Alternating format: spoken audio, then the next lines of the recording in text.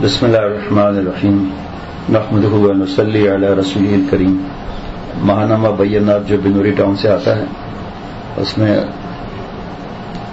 ذی الحجہ 1443 ہجری مطابق جولائی 2022 صفحہ 53 پہ مولانا عبدالصبور شاگرد صاحب جامع دارالعلوم ربانیہ پھلور ٹوبہ ٹیک سنگھ اور عنوان خطبہ حجۃ الوداع ایک عالمی منشور.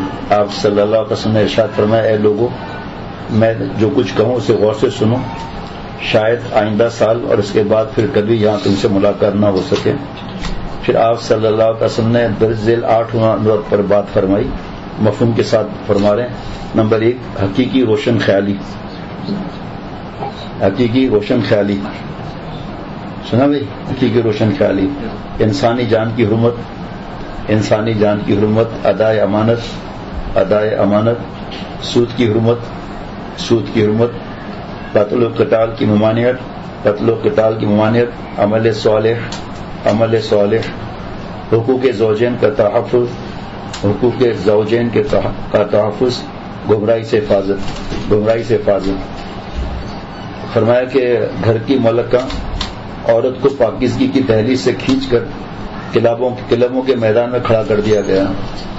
پہلا تھا نا مگر, اور اسے حقوق نسواں کا حسین عنوان دیا گیا, نیز اسے پیسہ کمانے کی مشین بنا دیا.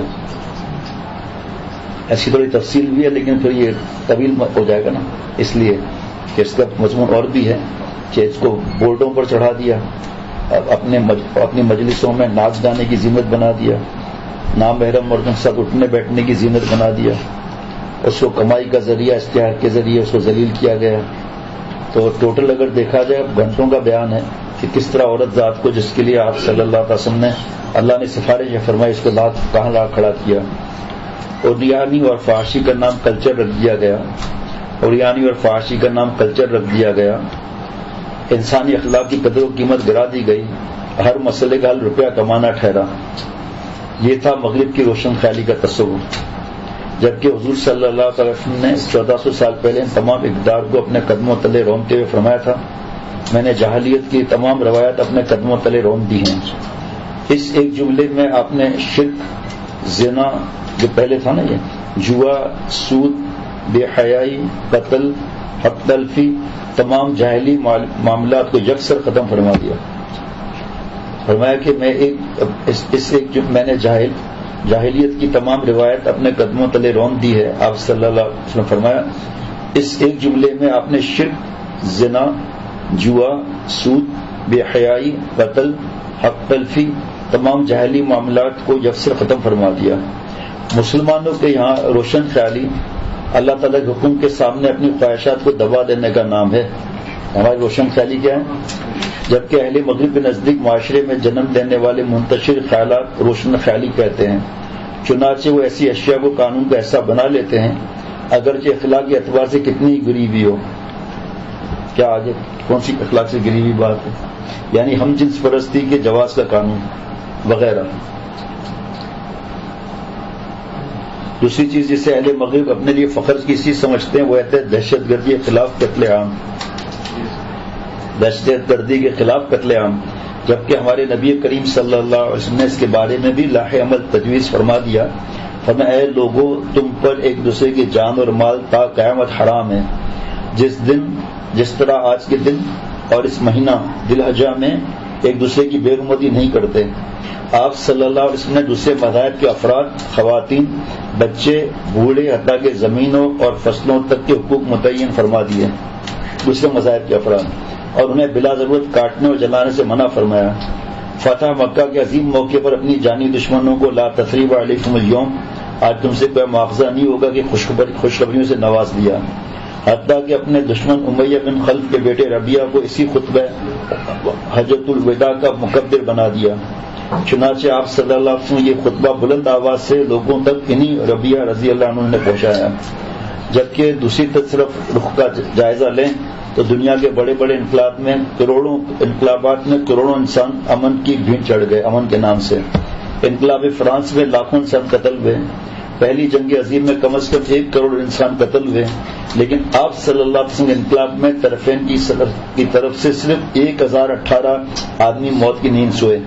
مکہ شریف میں نہیں, پھر یہ انقلاب ایسا پورا اثر تھا کہ اس کی گونج آج بھی پوری قوت سے اطراف عالم میں سنائی دے رہی ہے۔ ساتویں چیز کا ذکر اپنے خطبے میں فرمایا وہ خاندانی نظام کا تحفظ ہے۔ مغرب اپنے حقوق نسواں کے نعرے پر بہت زور دیتا ہے۔ مغرب کا دعویٰ ہے کہ ہم نے عورتوں کو حقوق دیے ہیں جس سے پہلے کسی نے بھی اسے عطا نہیں کیے، لیکن غور کیا جائے تو مغرب نے عورت کو بجائے حقوق دینے کے اس سے انہی خطوط پر چلانے کی صحیح کی ہے جنہیں اسلام نے 1400 سال قبل جہالت کہہ کر پاؤں تلے رون ڈالا۔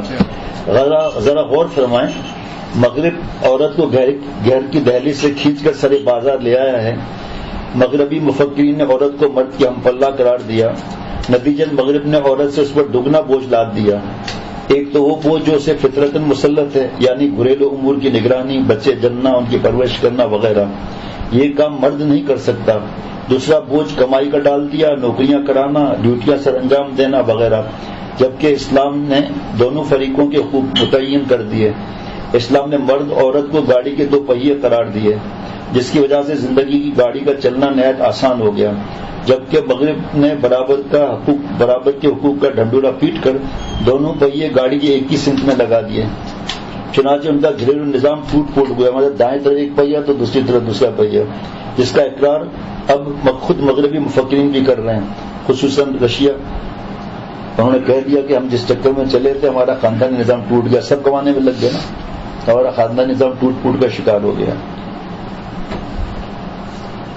سنے آگے، عورت جسے یونان نے سانپ، سقراط نے فتنہ اور شیطانی آلہ کار یوحنا نے شر کی بیٹی اور امن اور سلامتی کی دشمن لکھا ہے۔ آپ صلی اللہ علیہ وسلم پہلے فرما دیا النساء حبائل الشیطان، شیطان کی جال ہیں۔ جب گھر سے نکلی تو اپنے حشر سامانیوں سمیت نکلی، مردوں کے گندے جذبات کی تسکین دی، بے حیائی نے جڑ پکڑ لیا۔ مضمون طویل ہو جائے گا نا، ورنہ بے حیائی پہ احادیث مبارکہ بیان کریں۔ جبکہ اسلام نے اسی عورتوں کے قدموں تلے جنت بتلائی اور ماں، بہن، بیوی اور بیٹی کے حقوق وضع کر کے اس کو باقاعدہ حیثیت متعین کر دی۔